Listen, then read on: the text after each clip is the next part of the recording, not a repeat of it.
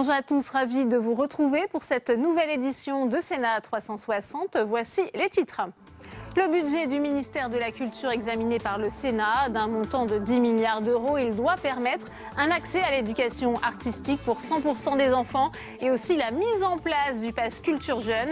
Selon la promesse d'Emmanuel Macron, on en parle dans cette édition.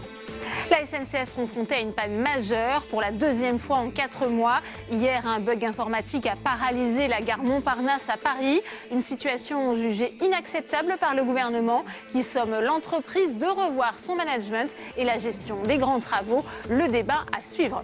Les nationalistes en tête après le premier tour des élections territoriales en Corse. Un véritable raz-de-marée des autonomistes et des indépendantistes qui va obliger Paris à revoir sa stratégie vis-à-vis de l'île. Analyse et décryptage dans un instant.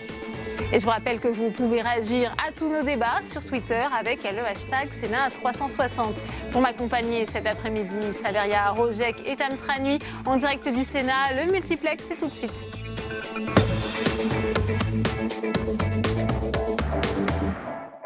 Je vous le disais en titre, le marathon budgétaire se poursuit au Sénat. Les crédits de chaque ministère sont soumis au vote des parlementaires.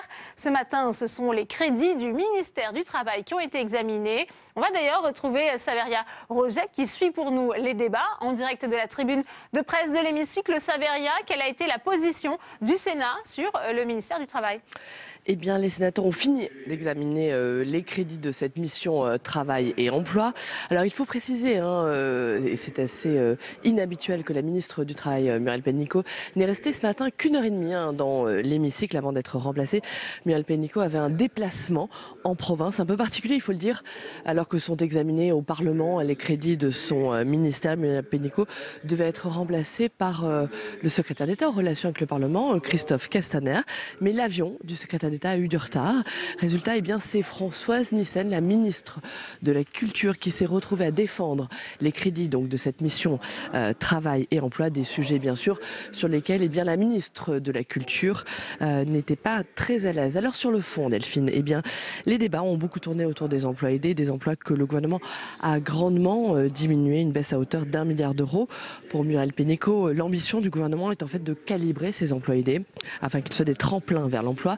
Mais bien sûr, pour les élus locaux, cette décision a mis en grande difficulté des territoires entiers. Je vous propose d'écouter le socialiste Yves de Digny.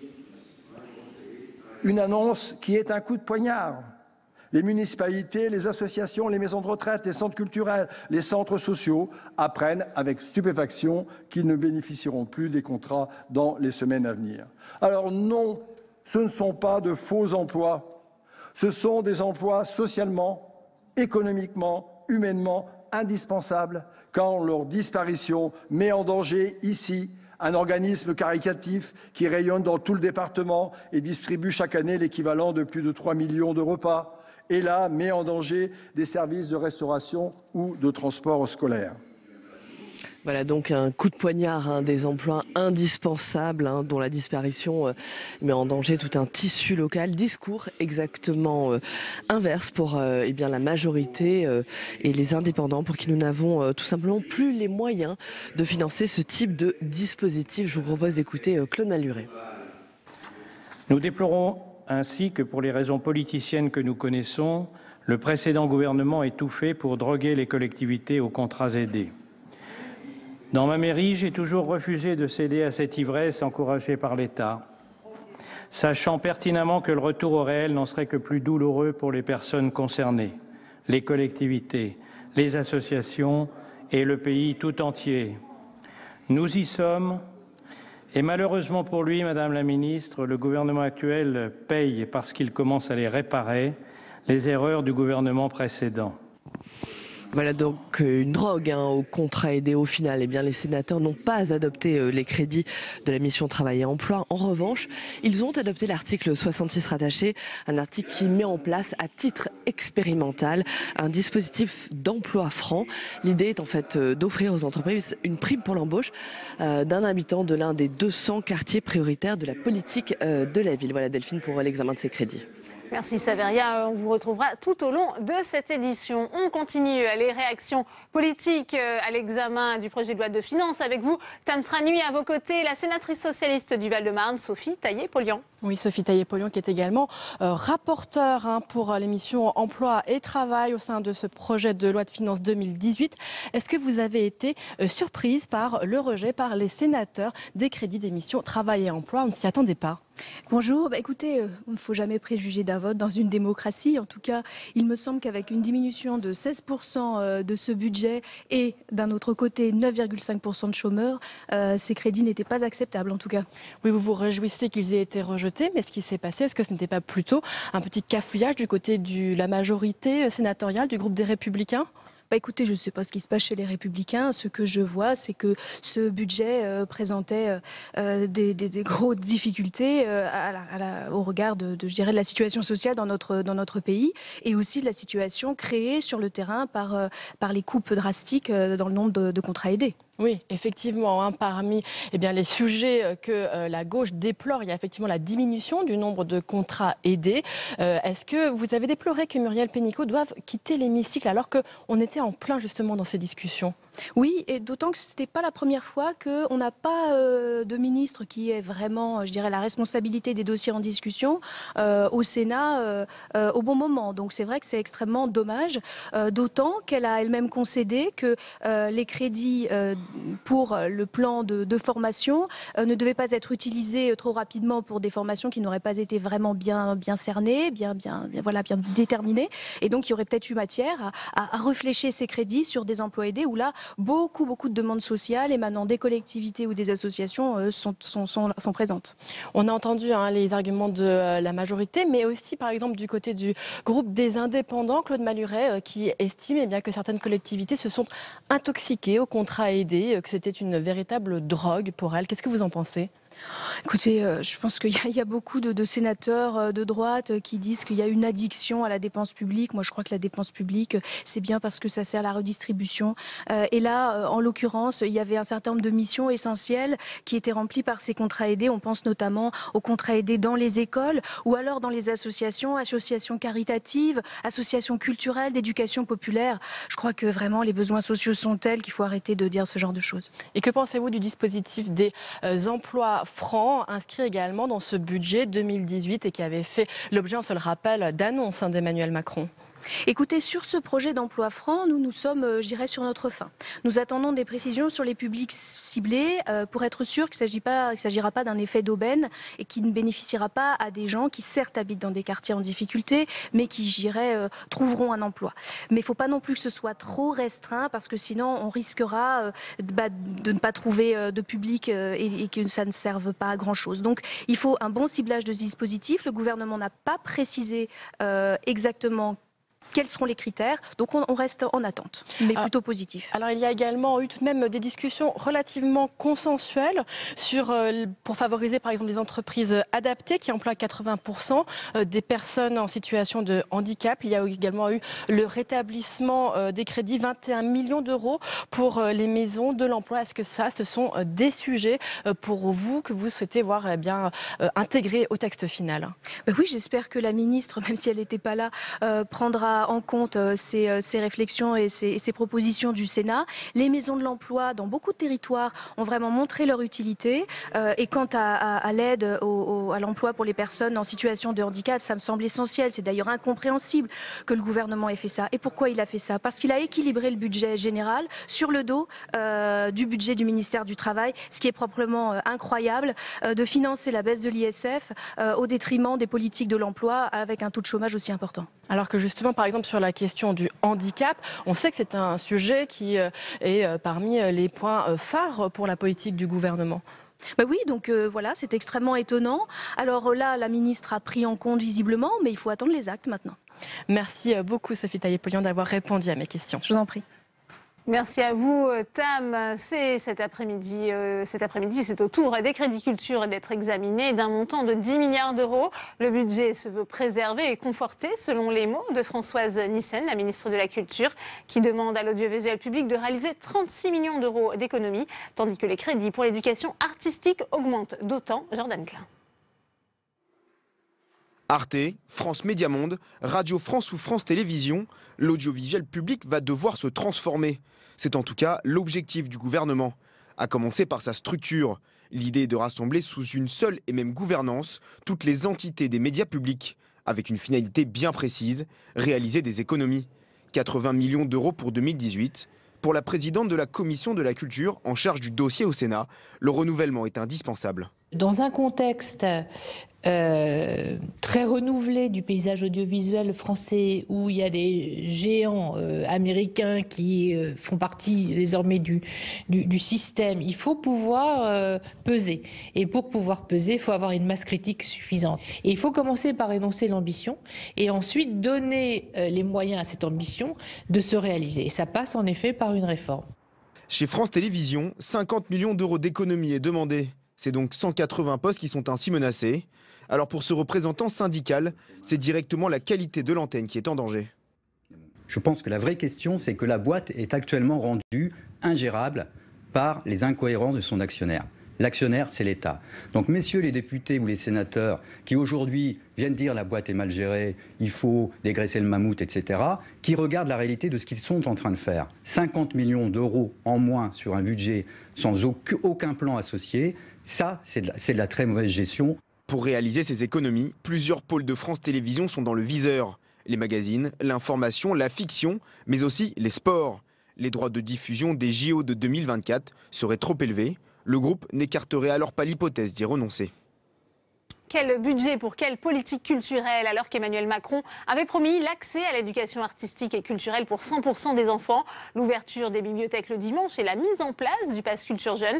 Le budget défendu par Françoise Nyssen cet après-midi est-il à la hauteur des enjeux? Permet-il de résorber la fracture territoriale culturelle? Alors avant d'en parler avec mes invités, on fait le point avec Marie Brémaud. Durant la campagne présidentielle, avec l'éducation, la culture devait être le premier chantier du quinquennat. Avec notamment une mesure phare, le pass culture, à destination de tous les jeunes de 18 ans, pour pouvoir s'offrir des livres, des places de cinéma ou de théâtre. Pour l'heure, il est prévu 5 millions d'euros dans le budget 2018 pour mettre en place des expérimentations avant une généralisation en 2019. Mais avec un budget de 10 milliards d'euros, certes quasi stable mais sans hausse pour autant, le ministère de la Culture a d'autres dossiers sur la table, au vu des promesses du candidat Macron. Le rôle de l'État aujourd'hui, je vous le dis très franchement, c'est en effet, partout où c'est possible, d'ouvrir les bibliothèques. Ça, c'est fondamental. Parce que si vous ne le faites pas, vous ne laissez même pas le privé le faire. Vous laissez des enfants s'enfermer chez eux ou ne pas avoir accès à la culture. Ça, c'est un vrai crime. Ça, c'est un vrai problème. Ouvrir les bibliothèques tous les jours, y compris tard le soir, voilà un projet ambitieux. Pour l'heure, la ministre de la Culture se montre prudente et attend les conclusions d'Éric Orsena, ambassadeur de la lecture. Mais en ces temps de disette particulièrement sévères, de nombreux sénateurs s'inquiètent qu'une telle mesure soit à la charge des collectivités territoriales, des collectivités qui financent d'ores et déjà les 2/3 de la culture.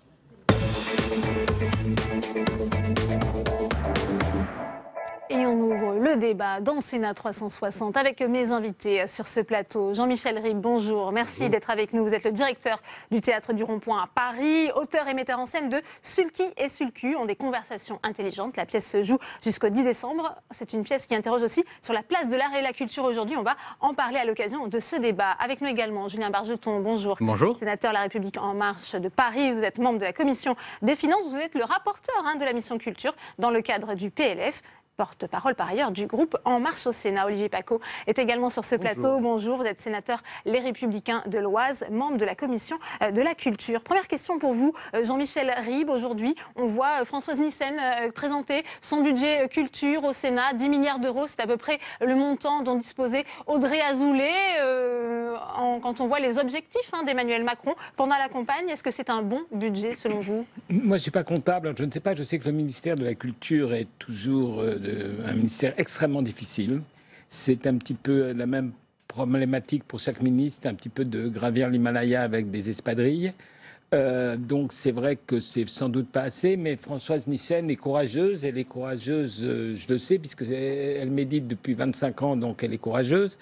Maintenant, on parlera dans le détail. Ouais. Je crois qu'à mon avis, le ministère de la Culture doit avant tout, avant de parler d'argent, doit avoir une politique culturelle et faire des choix. Ça me semble, tant que ça ne sera pas fait, on sera toujours dans le pataugeage et le saupoudrage. Julien Bargeton, peut-être une réaction à ce que vous venez d'entendre. Moi, je partage ce que vient de dire Jean-Michel Ribes. L'essentiel, c'est d'avoir des objectifs de politique culturelle clairs. Il me semble que la principale priorité de nos jours devrait être l'accès des publics. Ça fait un moment qu'on en parle et déjà un certain nombre d'initiatives ont été prises par les collectivités locales ou par l'État. Mais je crois qu'aujourd'hui, c'est là-dessus qu'il faut mettre l'accent. Parce qu'un ministère s'est construit, a bâti une aide à la création, à la diffusion. Nous avons beaucoup d'équipements qui irriguent le territoire. Nous avons des artistes de qualité qui sont soutenus. Mais nous constatons que les inégalités face à la culture s'accroissent. Et donc, il faut permettre l'accès du plus grand nombre à la culture. Et d'autant que les pratiques culturelles se sont modifiées profondément, notamment avec l'usage du numérique, mais pas seulement. Donc, je crois que c'est ça l'essentiel. Ce budget est un premier pas pour cela. Il y a notamment les prémices d'un certain nombre de solutions. Le 5 millions pour le Pass Culture, c'est évidemment pour le préfigurer, mais c'est important.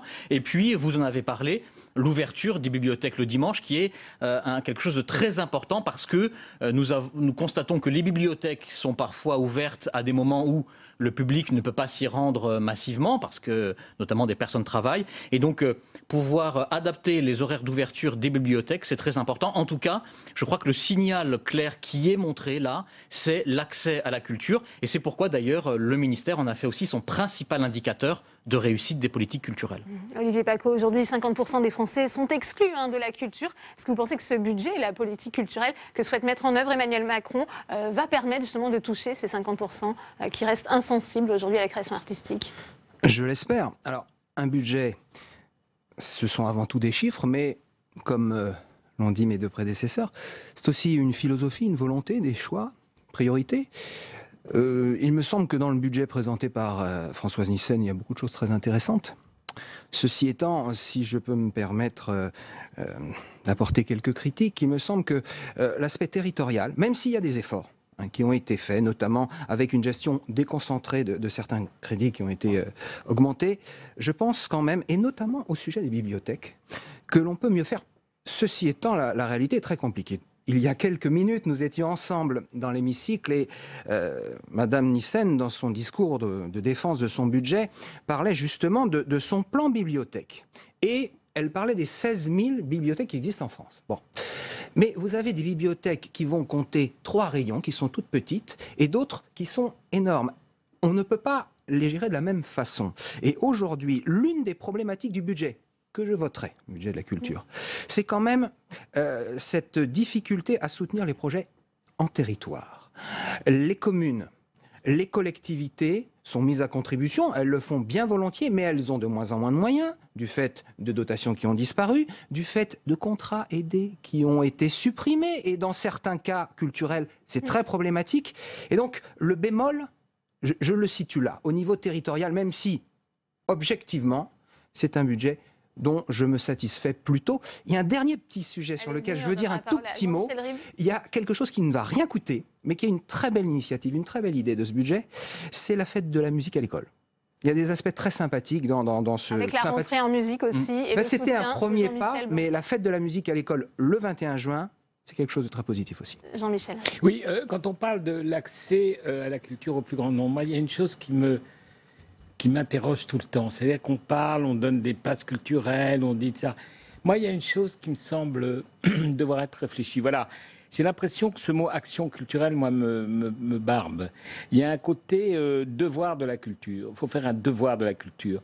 Or, ils ne peuvent pas faire de devoir de la culture. Il faut faire un plaisir de la culture. Il faut faire un désir de la culture. Et s'il y avait un petit peu plus de désir et de ce rapport à la culture et au plaisir, le mot culture est épouvantable. C'est un mot qui est usé, mâché, on ne sait plus ce que ça veut dire. On l'emploie partout. Il faudrait peut-être remettre un peu d'audace joyeuse dedans. Par exemple, on pourrait aller plus vers l'art, vers la fête, etc. Et je crois qu'on oublie que la culture, entre guillemets, c'est quand même une issue de secours à la morosité. C'est quand même quelque chose qui nous permet de respirer. C'est quand même quelque chose qui casse cette société définitive. C'est ça nous permet de nous éloigner des gens qui savent et ça nous permet surtout d'arrêter cet esprit de sérieux qui nous étouffe. Il faut dire ça aux gens et les gens viendront. C'est ça qui attire les gens à la culture. L'accès à la culture, c'est le désir. Faut que tout ça soit désirant. C'est ça aussi qui doit avoir lieu. C'est juste que nous devons susciter ce désir. Parce que, oui, mais pour le susciter... Qui ont la chance d'aller beaucoup au théâtre, d'en profiter, etc. On se rend compte de ce que ça change dans sa vie et c'est toujours malheureux de se dire que tout le monde n'a pas la possibilité d'avoir cette étincelle. Je sais très bien que tout le monde ne deviendra pas un passionné de théâtre ou d'opéra, mais en revanche, il faut que chacun ait eu dans sa vie à un moment cette rencontre, parce que franchir la première fois les portes d'un théâtre, si ça se passe bien, c'est absolument décisif. Et vous le savez d'ailleurs, vous faites des choses formidables en plus au rond-point. Je m'y rends régulièrement. Donc ce que je veux dire, c'est que il faut qu'on puisse se dire que tout le monde ait eu cette chance-là, ce plaisir. Je vais vous dire une chose. Je ne me mets pas ni comme donneur de leçons, ni comme exemple, surtout pas. Mais quand on a décidé de faire venir, par exemple, un rappeur qui a écrit une pièce qui s'appelle Kerry James, qui est une sorte de Michael Jackson de la banlieue, on l'a mis dans un lieu qui s'appelle le Théâtre de Rond-Point, qui est le central sur les Champs-Élysées. Eh bien, dans la salle, 60% des gens qui étaient là n'avaient jamais été au théâtre. Voilà. Oui, c'est bien, seulement il suffit de le décider. C'est pas une histoire d'argent, c'est pas une histoire de truc. Il faut simplement que les programmations sortent d'une programmation de 1950 où on met un auteur avec l'amant dans le placard et Brigitte Bardot qui joue. Je veux dire, parce que le public est très, très, très curieux, est en appétence de curiosité. Il faut simplement lui dire que ça existe. C'est à nous, c'est aussi aux créateurs de le faire. C'est pas pour autant qu'il y a un abandon, à mon avis, très important du soutien de la création en France. Je voudrais ajouter deux choses pour répondre à M. Paco, et je le remercie de ce qu'il a dit. Pardonnez-moi, juste deux choses. C'est vrai que il y a quand même une dimension aussi décentralisée dans ce budget. Il y a le premier pas des 8 millions d'euros qui ont été votés au Sénat pour les bibliothèques dans les collectivités. Et puis, il y a ce fonds de 15 millions d'euros pour le patrimoine des collectivités les moins bien dotées. Donc, il y a quand même une millions d'euros. Excusez-moi, 15 millions d'euros en autorisation d'engagement, mais sans crédit de paiement. Oui, mais c'est la création de ce fonds. Bon, enfin, c'est un peu factice quand même. Ceci étant, au sujet du pass culture, parce qu'il faut en parler, ça peut être un outil formidable. Oui. Ça peut être un outil formidable, mais c'est vrai que sur tous les bancs politiques, il y a quelques interrogations, parce qu'il y a eu des précédents en Italie, par exemple, qui n'ont peut-être pas donné la réussite qu'on voulait. La région Rhône-Alpes met un pass culture. Alors, oui, depuis une vingtaine d'années déjà, les Pays de la Loire avaient lancé un pass culture. Il y a des communes, des fois, moyennes ou petites, qui font des efforts à ce niveau-là.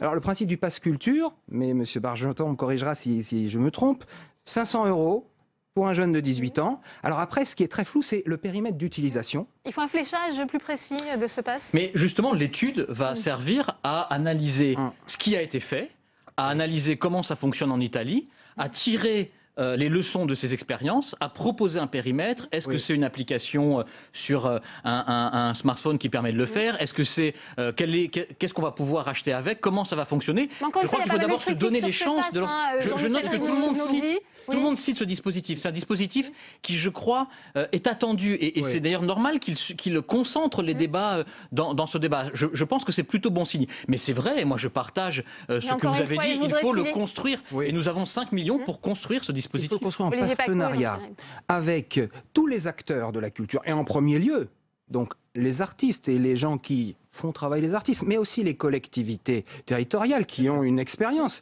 à ce niveau-là. Donc effectivement, il faut associer tout le monde autour de la table. Peut-être qu'on est allé un peu vite, mais en même temps, moi je ne veux pas jeter la pierre à Françoise Nisset, c'est une bonne initiative. Et aujourd'hui, dans notre pays, je rejoins ce qu'a dit tout à l'heure Jean-Michel Ribes, on a plus encore qu'hier besoin de culture. Dans notre société où malheureusement le vivre ensemble est si compliqué, où les tensions sont si nombreuses, où le communautarisme, où on vit de plus en plus replié sur soi, la culture est un des moyens, peut-être le plus festif, le plus efficace pour savoir se retrouver. La culture ou les cultures. Donc évidemment, il faut foncer. C'est aussi la démocratie.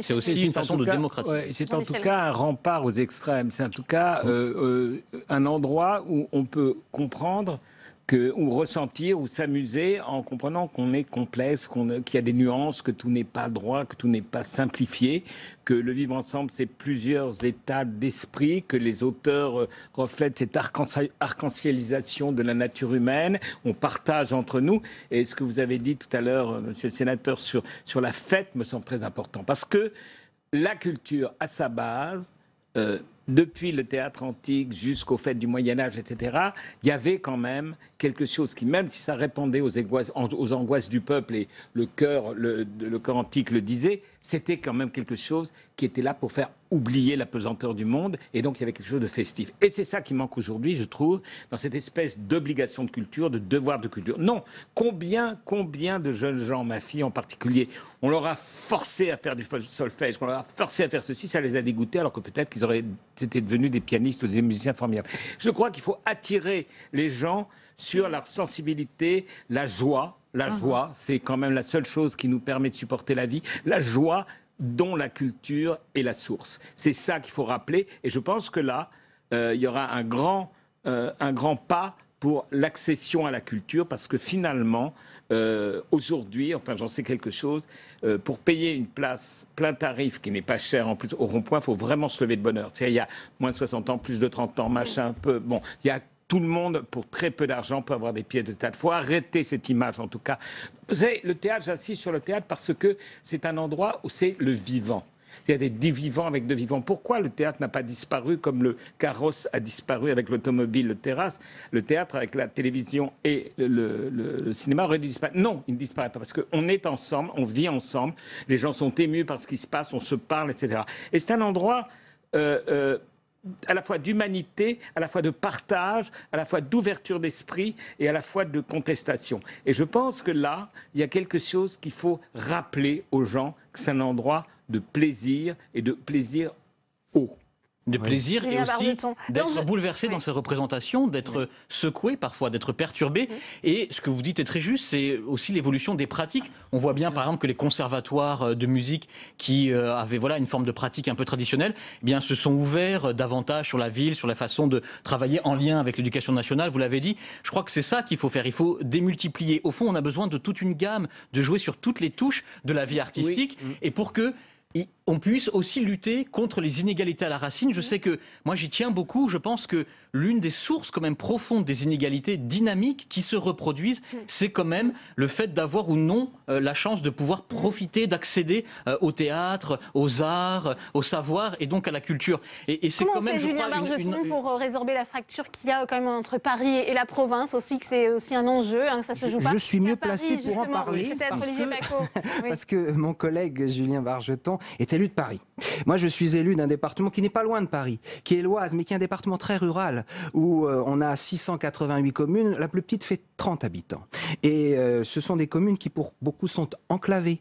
Et pour aller au théâtre le plus proche, que ce soit à Amiens ou à Paris, puisqu'à Beauvais actuellement il n'y en a plus, eh bien il faut faire de la route et c'est compliqué. Alors, réduire la fracture territoriale culturelle, ce n'est pas si facile que ça. Il y a effectivement aussi, et il faut en parler, des petites associations, enfin petites, pas du tout dans le sens péjoratif du terme, mais des associations culturelles qui font un travail formidable et qui aujourd'hui, malheureusement, subissent de plein fouet la suppression de ce qu'on a appelé la réserve parlementaire. Et dans le budget, c'est quand même 10 millions d'euros en moins au niveau de la culture qui n'ont pas été réinjectés. Alors, la qualité du travail de ces associations était des fois inégale, des fois c'était extraordinaire, mais elles faisaient vivre la culture en zone rurale ou aussi au fin fond de certains quartiers sensibles. Et ça, malheureusement, c'est un des petits oublis de ce budget, mais peut-être que pour l'année prochaine, ça sera corrigé, parce que dans le discours de Madame Nyssen, j'ai noté qu'elle a parlé des quartiers sensibles, j'ai noté qu'elle a parlé de la ruralité, qu'il ne faut pas oublier. Mais il y a tout ce réseau intermédiaire. Des sujets sur les tournées notamment, je crois qu'il faut que nous puissions amplifier la diffusion des spectacles qui existent, et notamment par la tournée. C'est l'idée quand même des institutions culturelles d'aller davantage se déployer sur le territoire. Je crois qu'il ne faut pas opposer les uns aux autres, mais c'est l'un des axes. Sur cette question de la décentralisation, de la déconcentration de la culture. Il faut donner les moyens aussi à ce qui existe. Bon, vous savez, c'est depuis les rois, les plus anciens rois, Philippe Auguste, etc., que la centralisation n'est pas... C'est vrai que la culture se fait adouber à Paris. C'est-à-dire que tous les grands metteurs en scène de province viennent se faire adouber à Paris. Bon, c'est pas juste, etc. Mais je peux vous dire aussi que la culture, aujourd'hui, en tout cas en ce qui concerne la création, et particulièrement de tous les arts et du spectacle vivant, sans les coproductions avec la province, ne se ferait pas. C'est-à-dire qu'il y a quand même un échange formidable entre les scènes nationales, les centres dramatiques nationaux, etc., qui fait que l'addition de toutes ces forces permet à des créations de se faire qui ne se faisaient pas avant. Donc la décentralisation, d'une certaine manière, si elle n'est pas dans une espèce de médiatisation comme à Paris, elle est quand même au cœur de la création, de la possibilité de la création. Moi, il y a un autre, puisqu'il y a 2 sénateurs en face de moi qui s'occupent de culture, je crois qu'un ministre de la Culture, j'en ai usé beaucoup dans ma vie. Énormément. Pas abusé, usé. Usé, simplement, usé. Ils m'ont pas usé trop, moins, quoi qu'ils y ont mis parfois de l'élan. Mais je veux dire, je crois que tant qu'il n'y aura pas une décision d'un axe d'une politique culturelle claire, qui sera obligée de faire des choix parfois douloureux entre l'endroit où on met de l'argent et l'endroit où on pas de l'argent. Je ne veux rien dire et je ne veux dénoncer personne, mais il y a quand même des endroits où, culturellement, je ne suis pas sûr que ça répond exactement à l'idéal qu'on s'en fait, qui sont... Bon, je veux dire, non, mais mais c'est important. C'est très subjectif aussi, votre opinion. Non, elle n'est pas subjective parce que je veux bien me sortir de ce choix. Vous voyez, donc je suis très simple et depuis, d'une certaine manière, j'en sors. Tous les goûts sont dans la nature. Oui, mais pas les mauvais. Voilà. Oui, c'est joliment dit. Non, mais attendez, il y a J'imagine le pauvre artiste que vous allez qualifier de mauvais auteur. Je ne parle pas de pauvre artiste. Je parle des institutions. Des institutions. Et je veux dire, je suis désolé, il y a une... C'est-à-dire, vous demandez un rééquilibrage, c'est ça? Non, je pense que ce saupoudrage partout, etc., me semble très néfaste. Et je veux dire, on sait très bien, il y a quand même des endroits dont on sait très bien qu'il y a un désert culturel et qui n'est pas réensemencé par les institutions qui sont là. Bon, on peut, par une espèce de politique de tout le monde, continuer à le dire. À mon avis, rien n'avancera. Et je pense que là, comme le faisait Mitterrand d'une certaine manière, c'est quand même le chef de l'État qui doit donner l'impulsion culturelle. Oui. Alors c'est bien, moi je trouve formidable. C'est pas le cas d'Emmanuel Macron, c'est ce que vous dites. Pour qui j'ai de la sympathie et que je connais, quand il disait Molière dans les gares, qui continue. Mais je veux dire qu'il faut absolument, il y a un acte courageux et qu'on aille vers l'émergence. Vous voyez, je veux dire, c'est pas le pauvre petit. Moi, on a fait 500 auteurs qui n'étaient pas connus dans le théâtre, qui ont émergé. Est-ce qu'il y aura une parole forte du chef de l'État? Il faut déployer, il faut aider aussi les institutions existantes à se déployer et en donnant des critères d'attribution, notamment plutôt que de multiplier les équipements, il faut regarder le maillage là où il en manque, etc. Mais ne soyons pas dans encore le développement de ce qu'on appelle l'offre culturelle. En revanche, il faut aider des institutions qui existent à faire davantage pour se tourner sur les publics, le scolaire, etc. Et je crois que c'est cette étape-là à laquelle nous sommes arrivés. On est très contents. On le dit parfois un peu rapidement. Il y a eu Malraux qui était le ministre des Œuvres, Jack Lang le ministre des Artistes, et puis ensuite des ministres qui ont essayé de lancer le temps des publics. On voit bien que ce n'est pas facile parce que c'est un nœud des inégalités, mais est vraiment venu le temps des publics en matière culturelle. Il faut faire confiance aux collectivités locales et territoriales qui connaissent parfaitement les acteurs locaux, qui connaissent parfaitement les troupes de théâtre, les artistes locaux. Elles ont des moyens financiers plus ou moins importants, elles les utilisent souvent mieux que Paris ne les utilise chez eux. Donc il faut leur faire confiance. Ouais. Même si parfois, malheureusement, la culture, ça peut rester aussi la variable d'ajustement de certains budgets des collectivités. Je n'ai pas entendu. Parfois, malheureusement, la culture reste une variable d'ajustement aussi pour les collectivités territoriales. Écoutez, dans les Hauts-de-France, qui est ma région, il y a eu pour le premier budget 40 millions d'euros de plus sur ce budget. Donc, dans les Hauts-de-France, Xavier Bertrand et son équipe ont fait beaucoup plus. Jean-Michel Rime, peut-être un petit mot avec vous pour conclure ce débat, si on peut le conclure. Je pense que c'est un débat qu'on ne peut pas conclure parce que c'est un débat qui est, à mon avis, si vous voulez, je crois que cet endroit-là, c'est la vie d'un pays. En tout cas, la culture, pour la France, c'est notre pétrole. Il faut pas, moi, quand on va à l'étranger, tout le monde va à l'étranger, on dit « vous avez de la chance, la France, la culture, etc. » Je crois qu'il faut aller vers l'élan, vers le courage, vers le saut dans le vide. C'est comme ça qu'on trouve d'autres planètes. Vers, vous savez, Aragon disait, il faut creuser des galeries vers le ciel. Et je crois que c'est ça. Il faut ouvrir et aller vers quelque chose qui apparaît et qui nous racontera demain en l'écrivant aujourd'hui. Bien, merci. Merci beaucoup Jean-Michel Rime. Merci à vous. Julien Bargeton, Livio Paco, je vous laisse regagner l'hémicycle où la séance continue autour de de loi de finances. On va parler d'ailleurs aussi de l'avenir de l'audiovisuel public. C'est un travail aussi. Les crédits étaient débattus cet après-midi. On retrouve Tantrami avec Jean-Pierre Leleu, sénateur à Les Républicains des Alpes-Maritimes. Merci. Jean-Pierre Leleux, bonjour. Vous êtes donc rapporteur de la Commission de la Culture. Vous êtes un grand connaisseur de l'audiovisuel public auquel vous avez déjà consacré plusieurs travaux. D'abord, votre réaction à la baisse des crédits de l'audiovisuel public pour 2018, une baisse de crédits qui est dictée par l'état des finances publiques d'un point de vue global. Je dirais d'abord que c'est une baisse qui est relativement modeste puisqu'elle ne représente que 1% d'un budget considérable de plus de 3,5 milliards. Donc voilà, ça c'est une chose. Pour le reste, il va au fond dans le sens d'une forme de pression qui s'exerce sur l'audiovisuel public pour l'amener à se réformer. Comme vous l'avez dit, je suis avec plusieurs fois l'audiovisuel public à se réformer. Notre collègue André Gattolin établi plusieurs rapports pour rappeler de nos voeux une réforme systémique de l'audiovisuel public dont on a l'impression que d'année en année, il reproduit un petit peu le modèle précédent. Or, le monde a changé. Nous ne sommes plus du tout dans le fonctionnement des années antérieures. Le numérique bouscule tout. Il faut maintenant que l'audiovisuel public se réforme comme les autres sociétés de l'audiovisuel du monde. Et donc aujourd'hui, pourquoi nous donnons un avis favorable au crédit du gouvernement?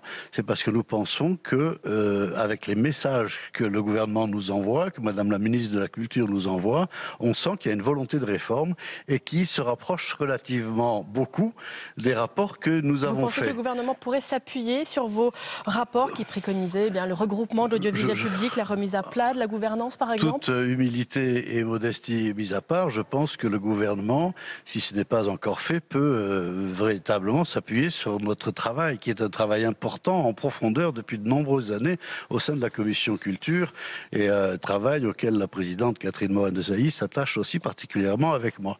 Donc oui, le gouvernement peut s'appuyer sur nos rapports, et on serait heureux que ça poursuive. D'ailleurs, les annonces qui sont faites vont globalement dans ce sens. Alors ça manque de précision, c'est normal, on veut bien le comprendre, mais l'année 2018 sera une année charnière, véritablement importante si on veut que notre audiovisuel public perdure ou si on veut l'éteindre dans une masse de communication mondiale qui le fera disparaître. Comment réagissez-vous justement à ces fuites que l'on entend autour de France Télévisions et sur le plan d'économie de 50 millions d'euros? On annonce la suppression de 180 postes, la remise à plat des droits de diffusion, des contrats de production. Écoutez, on demande à France Télévisions de faire environ 36 millions d'économies sur ses ressources, et un petit peu plus puisque en fait il sera privé de la ressource de la publicité sur les émissions jeunesse. Donc en fait, France Télévisions doit rechercher 50 millions. Oui. Voilà, sur l'exercice 2018. Donc France Télévisions doit chercher 50 millions d'économies sur près de 3 milliards. Donc voilà, ça fait 1,5%. Ça nous paraît possible et je fais confiance. Vous comprenez l'émoi de certaines émissions, de certains journalistes? Oui, parce qu'on a toujours refusé une réforme globale. Et on ne peut pas attaquer une réforme de l'audiovisuel qu'en voyant uniquement la masse salariale ou les frais comme ça. Il faut adopter des mutualisations entre les différents opérateurs publics. Je comprends, mais je fais confiance en l'intelligence de la présidente de France Télévisions pour trouver, d'ailleurs, les pistes qu'elle annonce sont, pareil, me semble-t-il, déjà productive. Une toute dernière réaction, justement, sur le fait que France Télévisions n'écarte pas l'hypothèse de renoncer au JO 2024. Est-ce que cela ne serait pas une catastrophe pour le coup? Écoutez, c'est tout le sujet du sport. Vous savez que les droits sportifs coûtent de plus en plus cher, et le principal, c'est que les téléspectateurs y aient accès gratuitement. Alors ça se discute avec d'autres chaînes. Si l'audiovisuel n'est pas présent sur telle ou telle compétition sportive, mais qu'elle est disponible sur une autre, pourquoi pas? On n'est pas là. L'audiovisuel public doit se distinguer dans le paysage audiovisuel national. Il faut qu'on la reconnaisse. Il faut qu'on puisse en reconnaître la couleur. Et donc, si on trouve les compétitions sportives sur une autre chaîne, pourquoi pas? Merci beaucoup Jean-Pierre Leleux d'avoir répondu à mes questions. Merci à vous. Merci à vous Tam pour cette réaction. On continue à s'intéresser à l'examen du marathon budgétaire par les sénateurs. On passe par la tribune de presse où nous attend Saveria Rojek. Où en est-on de la discussion cet après-midi, Saveria? Eh bien Delphine, les sénateurs ont fini d'examiner les crédits de la mission culture et ils ont adopté le budget culture, la mission culture. C'est un budget de transformation selon les termes de la ministre de Françoise Nyssen qu'ils ont examiné. Les crédits de la mission culture sont confortés, on l'a dit, avec une progression de 1,1% à périmètre constant. Alors l'une des principales innovations, on en a également parlé de ce budget, c'est bien évidemment le pass culture. culture, une promesse de campagne du président de la République, d'Emmanuel Macron. Un problème d'ailleurs que relève la commission de la culture. Seuls 5 millions d'euros sont inscrits l'an prochain pour couvrir les coûts de consultation, d'expérimentation et de développement, mais à plein régime. Eh bien, ce dispositif, il devrait coûter plus de 400 millions d'euros, dont l'État prévoit de prendre en charge 140 millions d'euros sur 400 millions, donc le reste devant être couvert par des partenaires privés. Les sénateurs se sont montrés assez circonspects sur ces prévisions. Et puis enfin, sachez que les sénateurs n'ont pas adopté les 3 amendements déposés, 3 amendements qui visaient à revaloriser certains crédits destinés au théâtre privé. Voilà Delphine, donc pour les crédits de cette mission culture, des crédits qui ont été adoptés. Merci à vous, Saveria. Les nationalistes sont arrivés en tête des territoriales en Corse. La liste regroupant autonomistes et indépendantistes a obtenu 45,36% des voix. Un succès qui surprend par son ampleur, alors que le second tour est prévu dimanche prochain. Quentin Calmé. Des chants nationalistes pour saluer ce score historique. Paix à Corsica, la liste d'union entre autonomistes et indépendantistes est arrivée hier soir en tête du premier tour des élections territoriales. Avec 45,4% des voix, il devance de très loin toutes les autres listes. Des résultats exceptionnels, sans précédent pour Gilles Simeoni et Jean-Guy Talamoni, les 2 leaders nationalistes. Hier soir à Bastia, ils ne cachaient pas leur joie. Le score final, il est évident que c'est une véritable lame de fond, un véritable raz-de-marée démocratique qui vient confirmer et amplifier ce qui s'est passé en décembre 2015 avec la victoire des nationalistes. Un score qui doit désormais, selon lui, permettre d'ouvrir le dialogue avec Paris. Même raisonnement pour son allié Jean-Guy Talamoni. Ces résultats confortent le processus d'autonomie de l'île. À un moment donné, il faudra bien prendre en compte la volonté des Corses, parce qu'ils ont dit un certain nombre de choses de manière claire par leur vote. Ils ont voté 3 fois de suite pour des nationalistes. Ça veut dire quelque chose. Ça veut dire quand même que les Corses, sauf à ne pas connaître le sens des mots, les Corses considèrent que la Corse est une nation.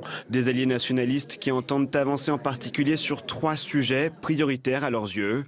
Co-officialisation de la langue corse avec le français, statut de résident pour limiter l'inflation des prix de l'immobilier et enfin amnistie des prisonniers et des recherchés dans les dossiers politiques. Objectif pour le camp nationaliste désormais, conforter leur score dimanche pour le second tour, une manière selon eux d'affirmer leur légitimité face à Paris. À voter. Alors après le raz-de-marée des nationalistes au premier tour des territoriales en Corse, quels enseignements peut-on tirer de ce scrutin? On pose tout de suite la question à Antoine Franzini, docteur en histoire, spécialiste de la Corse. Il répond à Oriana Mancini dans le face-à-face et c'est tout de suite.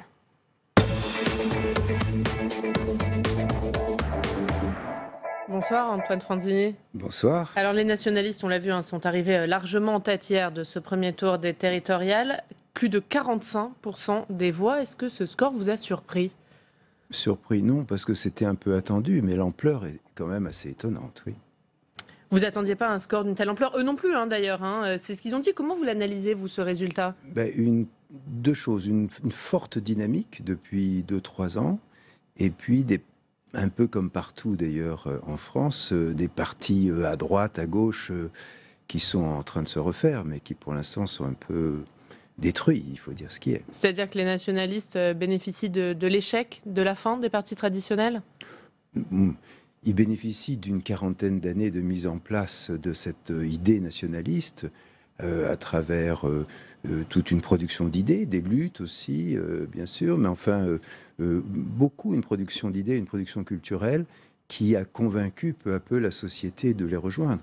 Et puis, au-delà de ça, il y a une idée générale dans le monde aujourd'hui qui va vers un retour vers des territoires, vers une conscience des territoires, et je pense avec la part écologique très importante, et je pense que c'est aussi très fort.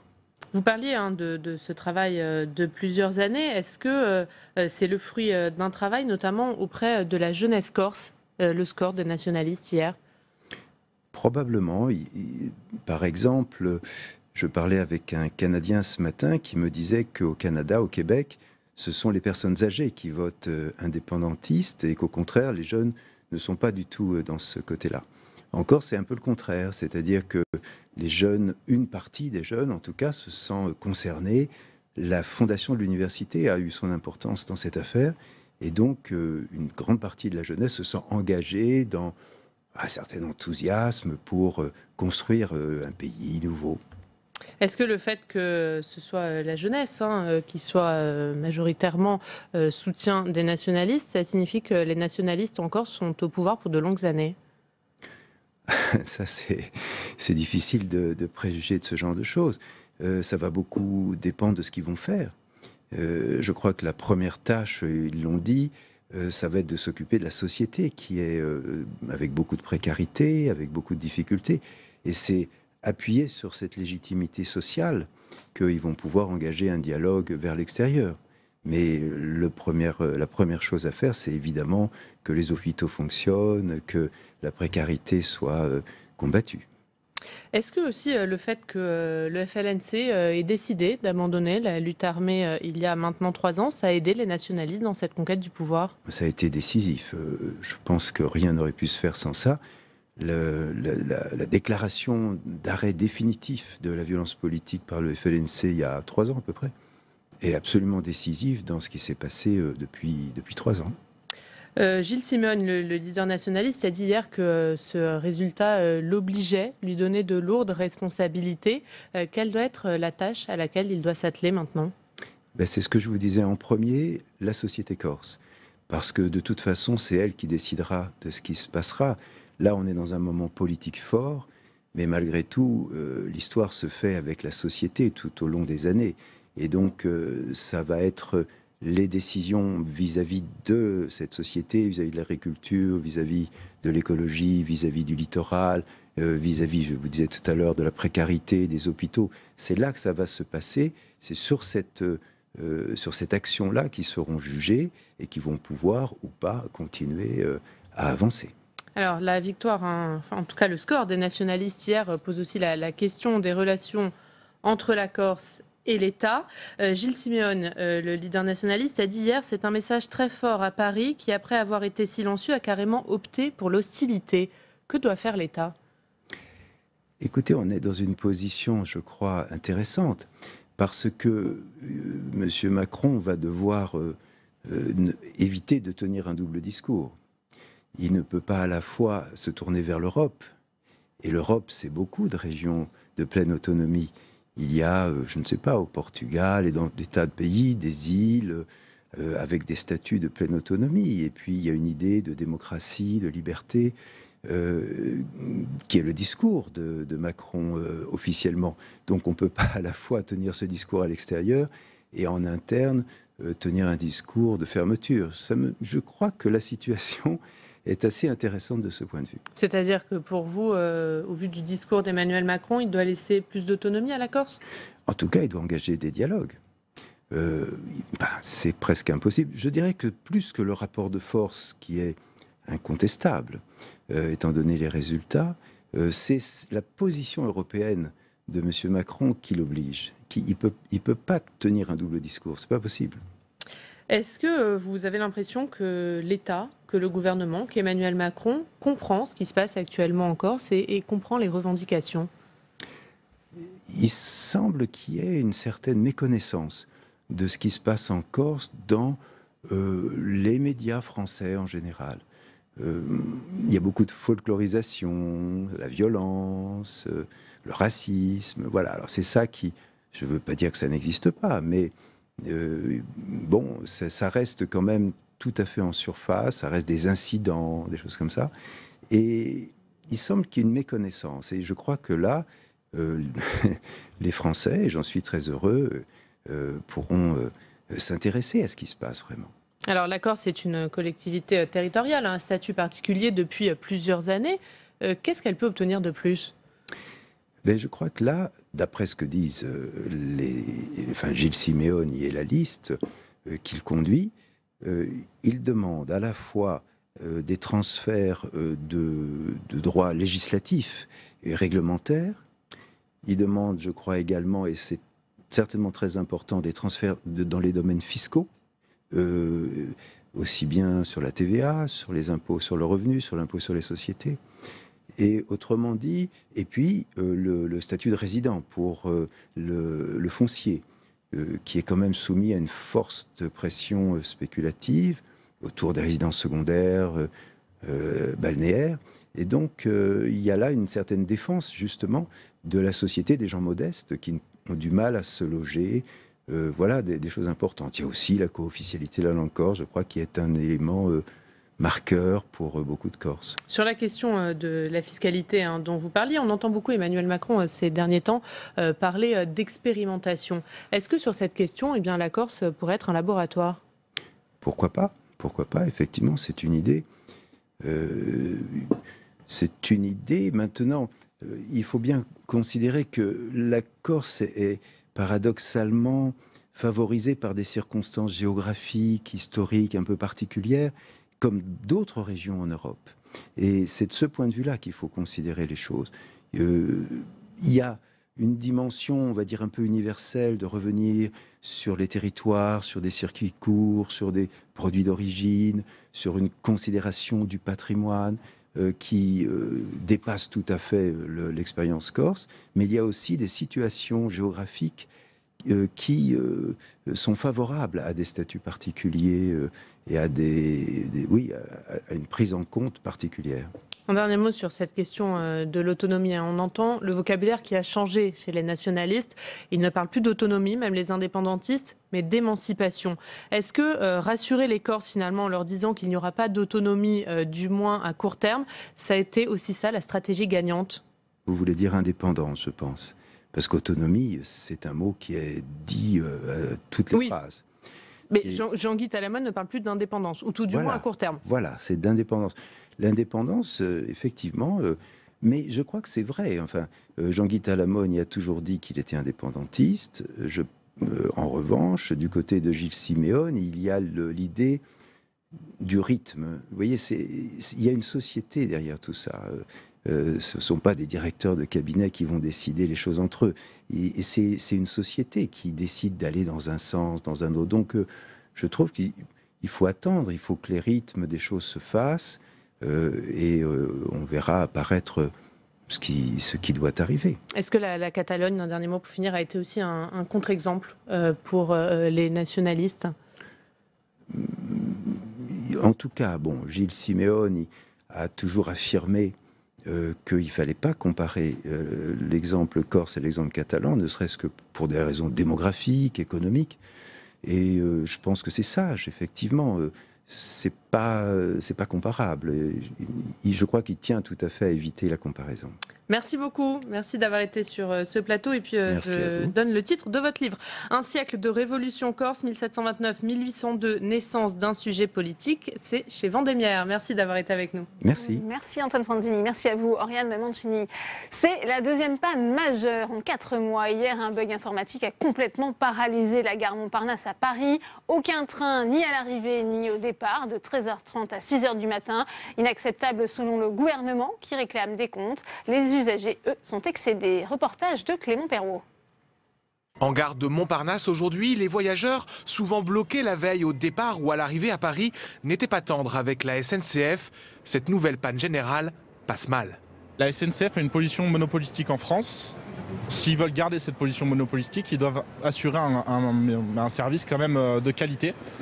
Sinon, il va y avoir d'autres sociétés qui vont rentrer sur le marché et donc avoir de la concurrence et donc peut-être un meilleur service. Et peut-être que la SNCF va perdre des marchés comme ça. Je pense que ça serait bien que ça soit ouvert à la concurrence et qu'il y ait un petit peu des capacités. Je crois que c'est ce qui manque aujourd'hui, en fait. Les capacités et de l'efficacité, en tout cas. Il y a la SNCF, il y a des premiers de cordée aussi, donc c'est à eux qu'il faut demander des comptes. Et ces gens-là sont tellement bien payés pour les responsabilités qu'ils ont. Donc maintenant, il faut qu'ils payent aussi comme ça. Moi, je serais le ministre des Transports, j'en foutrais au moins un la lourde, là. Dès 9h ce matin, la ministre des Transports, Elisabeth Borne, a reçu Patrick Jeantet, le PDG de SNCF Réseau. Le gouvernement tape du poing sur la table et met clairement la pression, comme en témoigne le communiqué publié à l'issue de cette rencontre. La ministre a rappelé que ce nouvel incident ne pouvait être toléré alors que ces travaux étaient prévus de longue date. La ministre a demandé à Patrick Jeantet de lui présenter d'ici la fin de semaine une nouvelle organisation et un nouveau management de la gestion des grands travaux et de l'ingénierie. Pour les syndicats, cette réaction du gouvernement s'apparente à de la poudre aux yeux.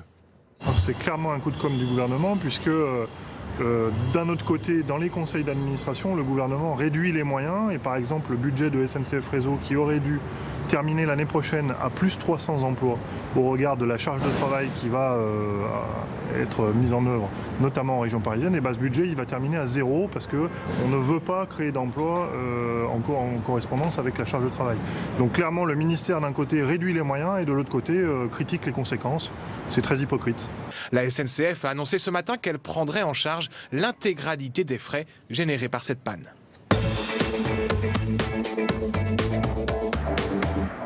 Et on ouvre le second débat de Sénat 360 avec mes invités sur ce plateau. J'ai le plaisir d'accueillir Fanny Arav. Bonjour, vous êtes économiste, vous êtes administratrice UNSA, ferroviaire au conseil d'administration de SNCF Réseau, membre désigné par l'UNSA par ailleurs pour siéger au conseil économique, social et environnemental. Merci d'être avec nous. Fabienne Keller est également sur ce plateau. Bonjour, sénatrice LR du Bas-Rhin, vice-présidente de la commission des finances, membre de l'office parlementaire d'évaluation des choix scientifiques et technologiques. Vous connaissez très bien aussi ces questions ferroviaire. Fabien Gay est également sur ce plateau. Bonsoir. Vous êtes sénateur communiste de la Seine-Saint-Denis, membre de la commission des affaires économiques. Et enfin, j'accueille Marc Fressos. Bonsoir. Vous êtes journaliste à Contexte, spécialiste des questions ferroviaires.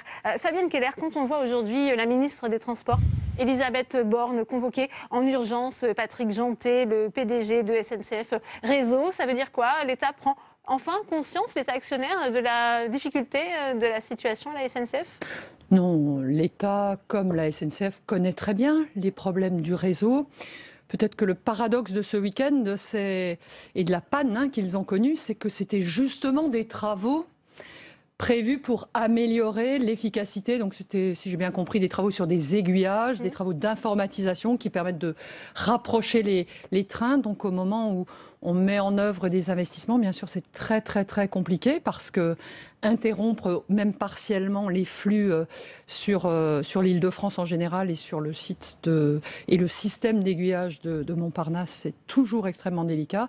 Et apparemment, c'est la remise en service qui s'est pas bien passée. Et puis toujours le maillon faible, l'information voyageur, qui n'a pas été bien faite, et donc le désordre qui s'en est suivi, malgré des améliorations par rapport aux pépins de cet été. Justement, on le disait, c'est le deuxième incident majeur que connaît la SNCF. Fanny Arav, les enseignements n'ont pas été tirés justement de ce qui s'était passé?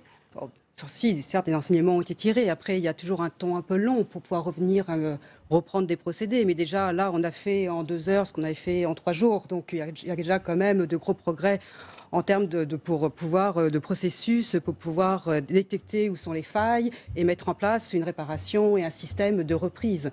Donc là, effectivement, on avait un chantier assez important, parce qu'il s'agissait quand même d'augmenter de 20% la capacité avec un poste informatique. Et donc là, effectivement, il y a eu un problème, une erreur dans la saisie, dans le paramétrage. Mais là, la faille a été trouvée. Il y a une mobilisation énorme pour pouvoir réparer cette faille en un temps quand même qui peut paraître très long pour les voyageurs, je le comprends tout à fait, mais qui en termes techniques était quand même une prouesse, une vraie mobilisation. Une amélioration également sur la formation voyageur, même si ça reste effectivement une problématique en temps réel, comment orienter dans une situation de crise. Ouais. Marc Fressos, comment expliquez-vous cette deuxième panne majeure qui touche le réseau SNCF? C'est effectivement que les voyageurs payent une deuxième fois la politique du tout TGV qui a été celle pratiquée pendant 30 ans. La première façon dont ils ont réglé l'addition, c'est un sous-investissement sur le réseau. Et la deuxième phase, c'est la bonne nouvelle, c'est qu'on investit énormément d'argent, puisque l'État s'est rendu compte déjà depuis le quinquennat précédent qu'il fallait remettre de l'argent sur le réseau existant, enfin sur le réseau classique, celui qui transporte le plus de gens. Et ça se traduit par des travaux qui se passent la nuit, qui se passent le week-end. Et puis quand il y a un bug, c'est des dizaines de milliers de personnes qui sont complètement sacrifiés. Enfin, on peut dire ça, puisque c'est les gens qui utilisent les trains de banlieue sont déjà compressés comme dans des boîtes à sardines. Et en plus, quand il y a des pépins, et là, leur quotidien devient un enfer parce qu'il faut tout changer l'organisation de la journée. Enfin, c'est un peu trivial, mais il faut ramener ça aux voyageurs. Ouais. Fabien Gay, c'est le bon diagnostic. Selon vous, aujourd'hui, on voit que le gouvernement demande à SNCF Réseau une nouvelle organisation, un nouveau management dans la gestion des grands travaux. Oui, mais ce qu'on a connu hier, d'ailleurs, ce n'est pas le seul incident de la semaine. Parce qu'il y a aussi en gare de Miramas, 24 heures d'arrêt. Dans cette gare, on en a moins parlé, mais 24 heures où les trains n'ont pas pu circuler, le fret ferroviaire a été à l'arrêt. Là, on a fait beaucoup de bruit parce que, évidemment, ça bloque toute la zone ouest. Et c'est le deuxième gros incident qu'on connaît comme ça. Moi, hier soir, j'étais à Bordeaux, j'ai été bloqué, mais peu importe. Moi, d'abord, je tiens à saluer les salariés de la SNCF qui connaissent une casse du statut depuis maintenant plusieurs années, casse du service public, et qui, malgré tout, étaient là, étaient présents, ont répondu comme ils pouvaient, avec peu d'informations, mais étaient là au service des usagers. C'est vrai que c'était très difficile, parce que c'était des milliers de personnes sur la gare de Bordeaux, à Montparnasse, avec des enfants. Mais on paie aujourd'hui des choix politiques depuis 30 ans de casser le service public. Moi, vous avez raison. Lesquels choix politiques De désinvestir. Par exemple, un certain nombre de salariés cheminots disent qu'aujourd'hui, on ne peut même plus faire de la prévention sur les voies. On n'en a plus le temps. Et qu'aujourd'hui, on répare, on bricole, et heureusement, il n'y a pas de gros accidents. On a connu Bretigny, mais heureusement qu'on n'en a pas, je dirais, chaque année. Mais beaucoup alertent d'année en année, semaine après semaine, dans les CA, partout où ils le peuvent, alertent la direction, alertent l'État sous le désinvestissement qu'ils ont connu depuis des dizaines d'années, la casse du statut des cheminots. Et aujourd'hui, heureusement qu'on a eu encore quelques cheminots hier qui ont pu réparer les choses. C'était un bug informatique, vous l'avez dit, parce que c'est vrai qu'en même temps, il y a des investissements, mais ils ne sont pas à la hauteur. Ils ne sont pas à la hauteur. On parle de ça, on pourrait parler des transports franciliens, le RERB. Aujourd'hui, on fait un choix politique. On va investir beaucoup d'argent pour le Charles de Gaulle Express, et on délaisse, par exemple, la ligne du RERB, qui, aujourd'hui, transporte 1 million de voyageurs chaque jour. Donc, il y a des choix politiques qui sont faits. C'est aussi ça qui a conduit hier à la panne qu'on a connue, à la désorganisation. Fabienne Keller. Oui, je crois que la prise de conscience qui date effectivement du gouvernement précédent est faite. Il y a eu des retards d'investissement sur les réseaux classiques et sur tous les systèmes, notamment en Île-de-France, d'aiguillage. Bon, on a fait ce constat. Maintenant, les lignes d'investissement ont été décidées. Mais il faut réaliser ces investissements. Et quand on fait des gros travaux, eh ben, voilà, ce qu'on a vécu ce week-end, en fait, c'est un chantier de modernisation dont la remise en service s'est mal passée.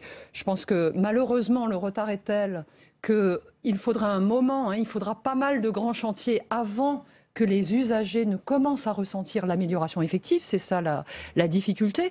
Je salue par exemple ce qui s'est fait en Île-de-France, comme cela se fait dans pas mal de régions qui sont les investissements lourds sur des nouveaux matériels. Ça, c'est aussi très important pour les voyageurs en termes de confort, en termes de qualité de service. On parle d'un rythme de 1500 chantiers chaque année jusqu'en 2020 pour moderniser le réseau. Est-ce qu'on ne va pas un peu trop vite non plus au regard de ce qui s'est passé hier? Absolument, mais c'est indispensable parce qu'il faut rattraper le temps. Alors ne jetons pas le bébé avec l'eau du bain. On a la chance d'avoir un réseau TGV, ne le vivons pas comme quelque chose de négatif, mais c'est vrai qu'il y a eu des choix et du coup qu'il y a un rattrapage à faire avec des chantiers qui ne sont pas simples à conduire, comme vous le dites, 1500 chantiers. Vous êtes alsacienne et vous avez déjà votre ligne, donc vous êtes satisfaite. Vous pouvez dire maintenant, on peut stopper, parce que c'est vrai que la question aujourd'hui, c'est qu'il y a des régions qui ne sont pas reliées directement au TGV, et qu'aujourd'hui, on voit qu'il y a quand même une schizophrénie chez les élus. Certains portent un discours national qui est de dire il faut réorienter les investissements sur des choses plus importantes et arrêter de construire des lignes à grande vitesse. Et puis on a des élus quand ils sont dans leur région, et notamment ceux d'Occitanie, de Toulouse, qui veulent leur ligne à grande vitesse à 10, 12, 15 milliards. Et on leur dit peut-être oui, mais ce sera au détriment des trains du quotidien. Fanny Arav. Et alors, on a une situation, comme je disais d'ailleurs, on est sur du long terme, donc on ne faut pas oublier qu'en Ile-de-France, en 10 ans, on a eu plus de 30% de voyageurs en plus. Et effectivement, cette montée en puissance du ferroviaire, qu'il faut saluer, parce que ce sont autant de voitures en moins, n'a pas forcément été suivie en termes d'infrastructures, mais des grands chantiers depuis 2-3 ans ont été lancés. Mais le rattrapage est long, et il est multiple, parce qu'il est sur la voie, il est sur les caténaires, il est sur la signalisation. Il est aussi sur les sous-stations, parce que qui dit matériel nouveau dit consommation électrique parfois un peu plus puissante. Donc on oublie un peu les sous-stations. C'est vrai que c'est moins agréable à inaugurer que des voies nouvelles, mais c'est important dans le système. On a encore énormément de chantiers. Je crois qu'en Ile-de-France, on a 50 week-ends de chantiers pris pour 2018. On a à peu près 2 milliards. Alors se pose la question, parce que d'un côté, il y a une vraie appétence sur ces chantiers, une obligation même de pouvoir les faire pour améliorer, parce qu'il y a une demande d'amélioration du quotidien. Et en même temps, cette multiplication des chantiers entraîne effectivement certaines, peut-être pas disparités, mais enfin des difficultés en tout cas pour maintenir une circulation et une accélération qui fait qu'il faut revoir le processus. Donc on est dans ce paradoxe où il faut qu'on reprenne complètement ces chantiers, il faut qu'on revoie les processus pour pouvoir éviter ce type d'erreur et pouvoir consolider un peu le processus d'essai et en même temps répondre à cette attente extrêmement forte. Alors pour ça, il y a aussi deux leviers. Il y a le levier, on l'a vu là, du maintien des compétences. C'est vrai on est en tension, un appel, on est en tension des effectifs pour deux raisons. Un, parce qu'on n'arrive pas à recruter dans certains domaines. Donc on fait des séances, enfin, on lance des campagnes de recrutement. Et aussi parce que comme on est sous contrainte budgétaire, on le voit au dernier conseil d'administration, les questions budgétaires, on nous demande de plus en plus de productivité, de manière parfois abrupte, de manière annuelle, alors même qu'il y a eu un contrat de performance. On a quelques surprises. Donc, quelle manière on a de répercuter une demande de productivité de 46 millions en un an? Le plus simple, le plus rapide et le plus détestable, ça sera effectivement sur les effectifs. Et ça sera sur des modes de productivité. Donc, à un moment, effectivement, il y a un besoin de vraie cohérence. Et moi, on parle en ce moment, il y avait les assises de la mobilité. Je pense qu'il y a eu un débat qui n'a pas eu lieu, qui aurait dû avoir lieu. C'est quoi, pour notre collectivité, c'est quoi socialement aujourd'hui un service public? C'est quoi? Quel est le service minimum vital? Quel est le service qui est indispensable à un bon fonctionnement de notre économie, que ce soit régional ou national? Et qu'est-ce qu'on considère comme étant du domaine purement individuel, marchand, ou pour lequel la collectivité a peut-être moins à payer? Et ce débat, à un moment, il faudra avoir lieu. On ne peut pas agir uniquement que par projet, chantier, problème. À un moment, c'est quel niveau de service on veut aujourd'hui en France et est-ce qu'on est prêt collectivement à donner les moyens? Qui sont présents sur ce plateau. Que fait aussi, et c'était le sens de ma première question, que fait l'État actionnaire, Fabien Gay? L'État actionnaire, en fait, on voit bien qu'on touche plus largement un débat de société sur la question du ferroviaire et des transports collectifs. Parce que vous avez raison, on est à plus de 30% les dernières années et ça va continuer à augmenter. Il y a un besoin de mobilité. Sur la ligne, moi je n'oppose pas la ligne grande vitesse et le développement des trains régionaux. Il y a aussi besoin d'investissement. J'étais en Gironde ce week-end pour un déplacement. Un certain nombre m'ont évoqué la ligne Verdon-Bordeaux, qui est dans un état catastrophique. 4 jours sur 5, les salariés arrivent en retard. Je parlais tout à l'heure du RERB, tous les jours je le prends matin et soir.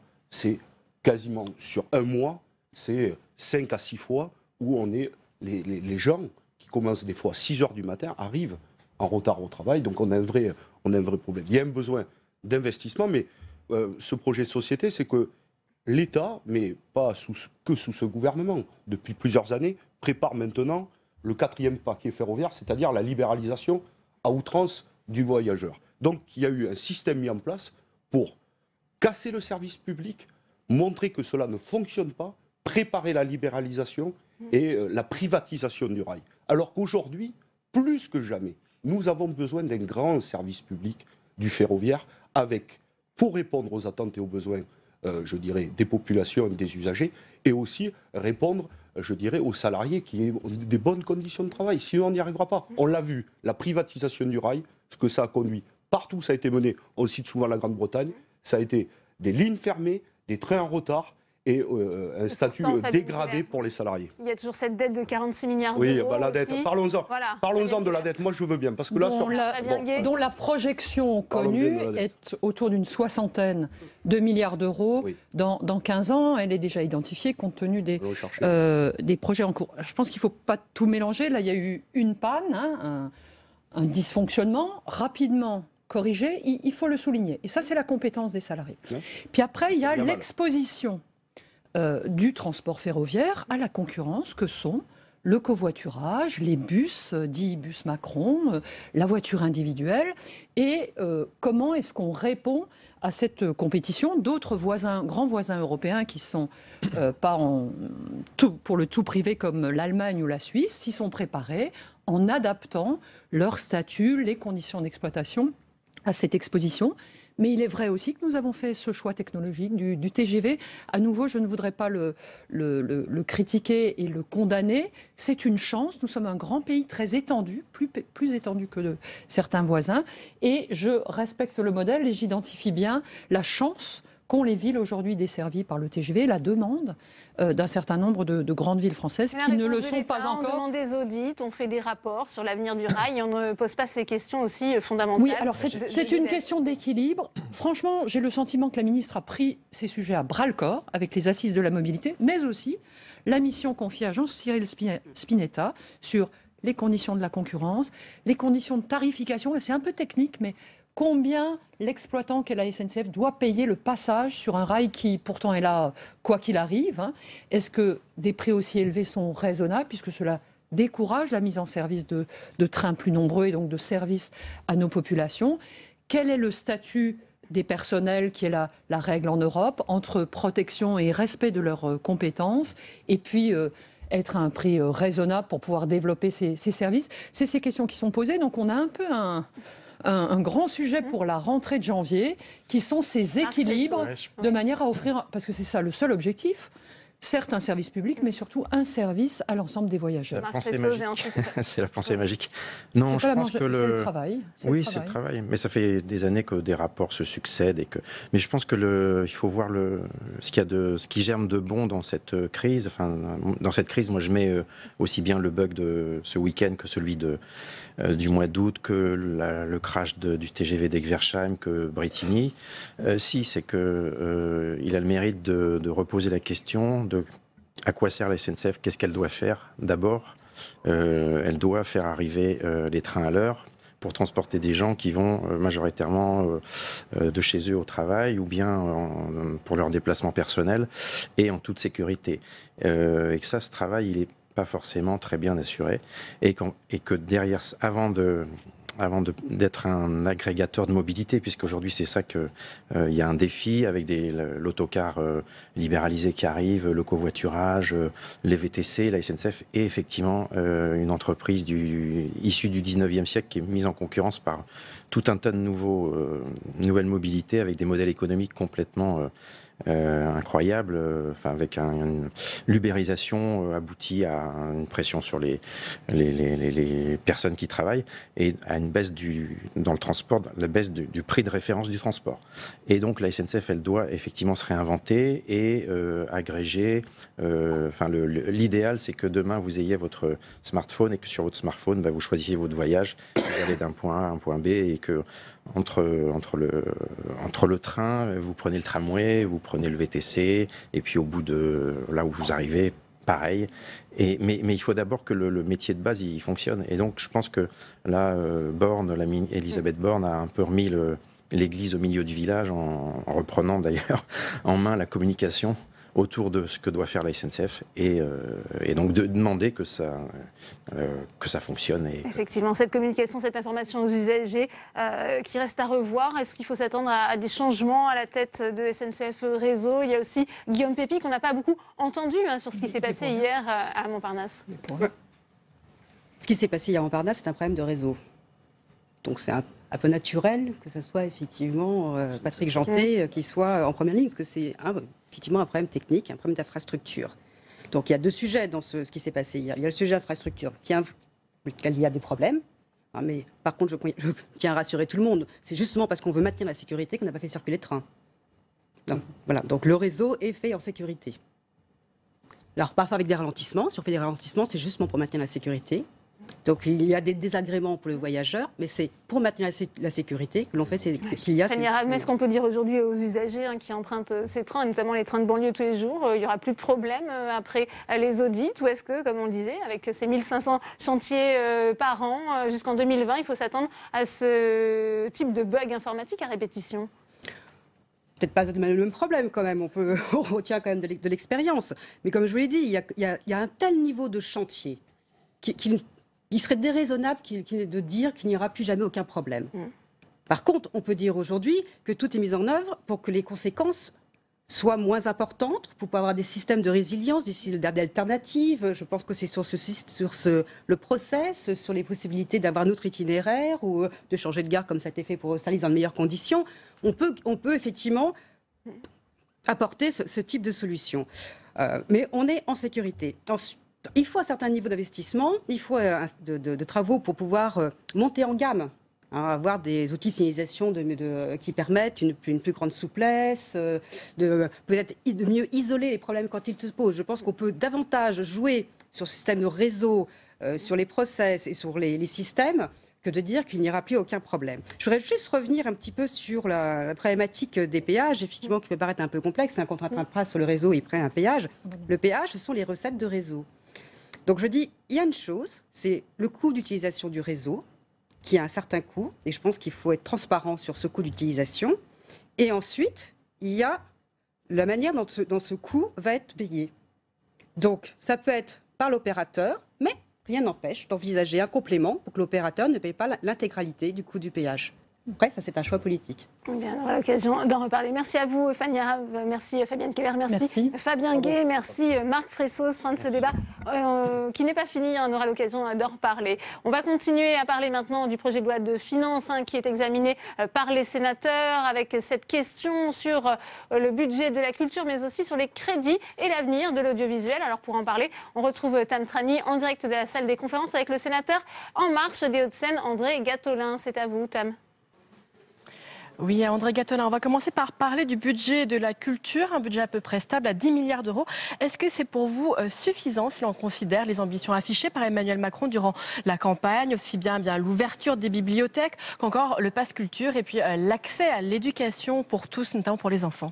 Oui, alors c'est un budget qui est consolidé, il est même en légère progression, ce qui, dans le cadre de contraintes budgétaires actuelles, n'est pas rien.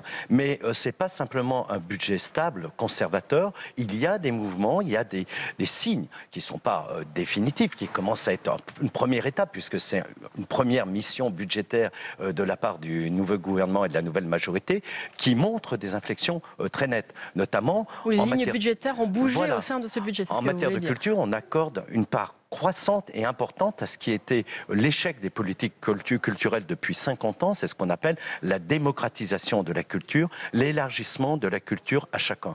Aujourd'hui, on sait que plus de 52% des Français ne fréquentent jamais ou très exceptionnellement les équipements culturels dans ce pays. Comment on va amener cette moitié de Français à être plus présents? Eh bien, c'est tout l'objet d'un certain nombre d'investissements budgétaires qui ont été faits. Alors un autre budget qui est également débattu cet après-midi, c'est celui de l'audiovisuel public qui pour le coup est réellement en baisse. Pour quelles raisons et pourquoi est-ce que cela se justifie pour vous? Alors le budget globalement n'est pas en baisse, mais il y a des transferts et c'est vrai qu'il y a une demande d'économie de l'ordre de 35 millions d'euros qui est demandée à France Télévisions. 50 millions au total si l'on considère la fin de la publicité dans les programmes enfants. 50 millions si on considère l'objectif du COM. Mais par rapport à l'an passé, il y a une baisse de 35 millions d'euros, ce qui, entre nous soit dit, est très peu sur un budget de 2,9 milliards d'euros. Nous sommes dans une société, dans une entreprise que je considère personnellement comme assez mal gérée. Les rapports récents de la Cour des comptes ont montré l'explosion des hauts salaires d'encadrement dans des fonctions qui ne sont pas des fonctions essentielles à la production et à la diffusion. Nous avons dans certaines fonctions support, c'est ce qu'on appelle la DRH par exemple, les services communication, des populations pléthoriques de 2 à 3 fois plus importantes que dans n'importe quel autre service public. Aujourd'hui, France Télévisions doit apprendre à faire des économies et surtout à engager une vraie transformation de son offre. On peut dire que France Info TV n'est pas un grand succès. Est-ce qu'il y avait besoin d'une chaîne d'information supplémentaire dans un marché déjà saturé, alors qu'on aurait pu décider de diffuser France 24 en France, sur la totalité de la France, puisque c'est une chaîne de service public qui est déjà payée par le contribuable. Il y a beaucoup de choix comme ça qui se font un peu comme une course en avant. Oui, vous parliez de ce rapport de la Cour des comptes sur les hauts salaires, mais alors quand on voit le projet de Delphine Ernotte, de la suppression par exemple de 180 postes, il y a aussi bien sûr des postes de journalistes, des émissions qui vont être touchées, et là pour le coup ce ne sont pas les plus hauts salaires qui sont concernés. Je crois que ce qui est attendu de la part du gouvernement dans ces coupes, c'est précisément qu'on ne touche pas aux investissements dans les programmes, dans la fiction et dans l'information. Mais c'est précisément, comme je vous le disais, dans ces fonctions connexes qui sont pléthoriques qu'il faut engager effectivement des réformes. Moi, je ne suis pas pour qu'on diminue le nombre de journalistes, je ne suis pas pour qu'on produise moins ou qu'on crée moins, je pense qu'on a même plutôt du retard en la matière. Les économies, les 2 tiers du budget sont en dehors du budget de France Télévisions, sont en dehors de ce périmètre. Merci beaucoup André Gattolin d'avoir répondu à mes questions.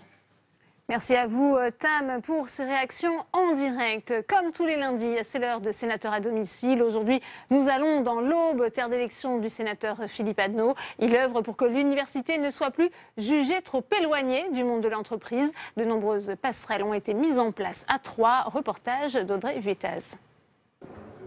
Dans les couloirs de l'université de technologie de Troyes, Philippe Adnot est un peu comme chez lui. Cette université, le sénateur en est l'un des fondateurs. C'était un acte important, cette création qu'on a voulu dans l'année 1994. Important parce qu'à cette époque, le textile qui a fait les grandes heures de l'Aube est en déshérence. 25 000 emplois perdus en quelques années. Philippe Adnot fait alors un pari. Il mise sur l'enseignement supérieur et la recherche pour créer le renouveau sur son territoire. C'était en lien total avec ce qu'on fait au Sénat, qui consistait à essayer de montrer que l'avenir de notre pays dépendait de notre capacité à développer les innovations, à les transférer dans le monde de l'entreprise. Bonjour Pierre. Bonjour Philippe. Ça va? Ça va, bienvenue chez nous. Pour irriguer l'innovation, le sénateur souhaite former des ingénieurs dans des domaines de pointe. Dans l'université, on trouve 5000 mètres carrés de laboratoires de recherche. Avec notamment 800 mètres carrés de salles blanches, qui sont des équipements extrêmement modernes et extrêmement performants. Le laboratoire sur les nanotechnologies permet même à l'université d'attirer des chercheurs étrangers. Le laboratoire sur les nanotechnologies est très reconnu aux États-Unis et ailleurs en Europe et commence à avoir beaucoup de partenariats en Chine également. Un laboratoire intéressant aussi pour les startups et les PME qui collaborent ici avec les chercheurs pour leur recherche et développement. Le monde de l'entreprise au contact de l'université, c'est ce qui a poussé cet étudiant à venir à Troyes. En différence, on va dire, d'autres grands laboratoires ici français, il y a vraiment un lien privilégié entre la recherche et l'industrie. On veut faire de la recherche, mais qui soit applicable. Ça veut dire qu'on puisse directement en tirer un bénéfice, que ça puisse participer justement à, on va dire, à l'évolution économique d'une région, d'un pays. Un lien entre université et entreprise qui se voit géographiquement. L'UTT est au cœur de la technopole de l'Aube en Champagne. Développer la recherche et la valoriser, c'est l'acte 2 du projet de Philippe Adnot. En 1998, il est président du conseil départemental de l'Aube et crée une pépinière d'entreprises sur le campus, puis des hôtels de bureaux à loyer modéré pour inciter et accompagner la création de start-up. Quand on est une entreprise comme la nôtre qui avons déjà 8 CDI, c'est intéressant d'avoir déjà la proximité de l'écosystème de la technopole, mais aussi quelques facilités, notamment sur des charges. Cette start-up développe des plans en 3D pour les professionnels du bâtiment, un univers d'entreprise où l'université n'est jamais très loin.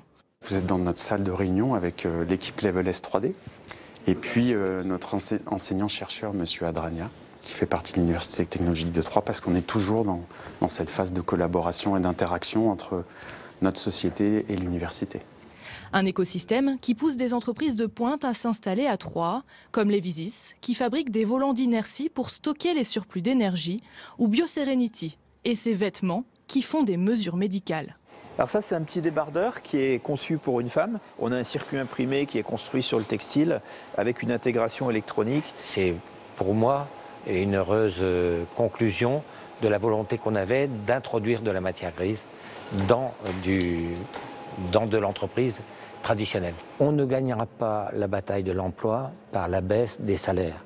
On la gagnera par l'augmentation de la création de richesses, donc plus de valeur ajoutée, plus de capacité à conquérir des marchés. Un pari fait il y a plus de 20 ans dont les résultats ne sont pas forcément chiffrés, mais visibles sur le terrain. D'anciens étudiants de l'UTT reviennent à Troyes pour créer leur start-up. C'est le cas de Guillaume, installé dans la pépinière avec ses 2 employés. Il y a un écosystème qui était intéressant pour nous avec l'UTT à côté, avec des laboratoires dans le domaine, parce que voilà, les conditions d'accueil et de la technopole nous semblaient intéressantes. La boucle vertueuse est ainsi bouclée. Philippe Adnot, bonjour, merci Bonjour. D'être avec nous. On va parler de ce lien entre l'entreprise et l'université. On voit ce que vous avez réussi à mettre en place dans votre département. Pourquoi ça ne fonctionne pas au niveau national? Il y a toujours cette méfiance mutuelle avec des formations inadaptées, des diplômés qui se retrouvent au chômage. Bref, on a l'impression que c'est toujours le grand malentendu entre l'université et l'entreprise. Mais écoutez, ça fait partie du grand débat à l'heure actuelle. S'il y avait une meilleure orientation au niveau des étudiants, s'il y avait une meilleure affectation des moyens dans le cadre de l'enseignement supérieur, je pense qu'on aurait une meilleure situation. Mais on ne peut pas dire que ce qu'on a fait là est le seul endroit où ça se fait, ce serait prétentieux pour nous et ce serait pas correct vis-à-vis des autres. Il y a d'autres endroits en France où ça se fait. C'est un mouvement de fond qui est lancé, qui se développe, qui progresse et qui, j'espère, va encore beaucoup progresser. Justement, on parle beaucoup de cette sélection à l'université. Vous, et quelles sont vos propositions en tant que parlementaire? C'est-à-dire, on ne peut pas parler de sélection si on ne parle pas d'orientation. Le vrai sujet, c'est que beaucoup d'étudiants arrivent, n'ont pas encore fait de choix parce qu'on ne leur a pas présenté tout l'éventail des possibilités qui étaient les leurs. Et je crois qu'à partir du moment où on aura posé les bases d'une orientation beaucoup plus professionnelle, où on passe du temps pour comprendre les métiers d'avenir, pour comprendre les besoins, et qu'on arrête, en conséquence, de stocker des étudiants dans des endroits où, de toute façon, ils ne trouveront pas d'emploi, je pense que ça va s'améliorer. L'université qu'on vient de présenter, les 2/3 des étudiants trouvent un emploi avant d'avoir terminé leurs études. Et 2 mois après, ils ont tous un emploi. Ça montre bien que quand les formations sont adaptées à la demande, on est capable de faire en sorte qu'il y ait adéquation entre les formations et l'emploi. Vous parlez d'orientation, est-ce qu'il faut une sélection à l'entrée à l'université? Mais la sélection, elle se fera d'elle-même par le choix que feront les étudiants. Aujourd'hui, on est dans une situation de non-choix. C'est-à-dire qu'en gros, on ne sait pas où aller. Alors on est tiré au sort, ce qui est le pire de tout, je crois, ce qui justifie d'ailleurs la fin du système, c'est qu'en fait, on dit voilà, je veux aller en STAPS, mais tout le monde sait que dans les études sport, il n'y aura pas d'emploi. Et donc, à quoi ça sert de stocker des centaines et des centaines et milliers d'étudiants s'il n'y a pas de débouchés, s'il n'y a pas de métiers qui correspondent, alors que ces jeunes-là, si on leur avait présenté avant l'éventail des possibilités et qu'on les ait mieux dirigés, ils auraient certainement l'occasion de trouver des formations qui correspondent aux besoins actuels. On a des formations aujourd'hui où on ne forme pas suffisamment de jeunes. Oui. Ça s'accompagne aussi, de la part du gouvernement, d'un grand mouvement de réforme aussi du baccalauréat. Quel regard portez-vous sur les propositions du gouvernement? C'est pas mathématique à moi. Moi, je suis rapporteur de budget de l'enseignement supérieur et de la recherche. Mais c'est lié. Mais c'est bien sûr très lié. Mais comme c'est pas mon domaine de spécialité, je ne vais pas faire de commentaires sur le sujet. Ouais. Ce matin, il y a aussi un autre sujet qui vous intéressait, qui a été débattu en séance. Il concerne la formation professionnelle. On sait que le Sénat a rejeté ces crédits. Est-ce que vous avez soutenu la position de vos collègues parlementaires? Écoutez, moi ce matin, j'étais pas là, mon train, mais ça correspond au sujet que vous avez traité précédemment. Mon train avait 1 heure de retard, donc j'ai loupé la séance ce matin. Donc je n'ai pas vu exactement ce qui a été rejeté. Ouais. Si on revient quand même sur les résultats de l'université de Troyes, vous évoquiez des retombées. Est-ce que vous avez des chiffres concrets à nous communiquer? Des chiffres, non. C'est toujours la question qu'on me pose. Mais le problème, c'est que ce sont des chiffres dont il faudrait aller calculer les effets induits. Quand on a des entreprises qui viennent s'implanter, qui font de l'assemblage, par exemple, mais qui ont fait fabriquer à l'extérieur, il faudrait aller recalculer tous les emplois induits qui ont été générés. Nous, ce qu'on voit, c'est que le mouvement est lancé, qu'on a un certain nombre d'entreprises qui sont venues. On a une entreprise qui, en 2002, s'est implantée sur la Technopole, qui fait des prothèses de la colonne vertébrale, et notamment des cervicales, et qui a développé un chiffre d'affaires colossal, qui vient d'ailleurs atteindre une valorisation de $1 milliard aux États-Unis, parce que le marché est là-bas. Donc on a beaucoup d'entreprises qui commencent à pointer leur nez, et puis beaucoup d'autres qui sont en préparation. Tous les ans, on a un flux de porteurs de projets entrants, grâce à une manifestation qui s'appelle Plug and Start, et qui consiste à faire venir des projets d'un peu toute la France, et pendant 3 jours de les former, de confronter leurs projets à la réalité, de manière à les faire avancer dans leurs projets, de les faire maturer, et ça fonctionne très bien. On revient à la question des universités, de leur autonomie. Est-ce qu'il faut aller plus loin selon vous? Quel bilan tirez-vous de la loi sur l'autonomie des universités? Moi, je donne un bilan excellent. Bien sûr, tout n'est pas parfait. Bien sûr, il reste encore un certain nombre de problèmes à régler, et notamment, ça n'est pas satisfaisant de voir qu'un certain nombre d'universités ne créent pas les emplois dont elles ont été dotées pour équilibrer leur budget. Mais il y a une amélioration dans la conscience des universités pour gérer au mieux leur propre budget, de manière à faire en sorte, par exemple, de choisir des enseignements qui vont vraiment correspondre à des besoins.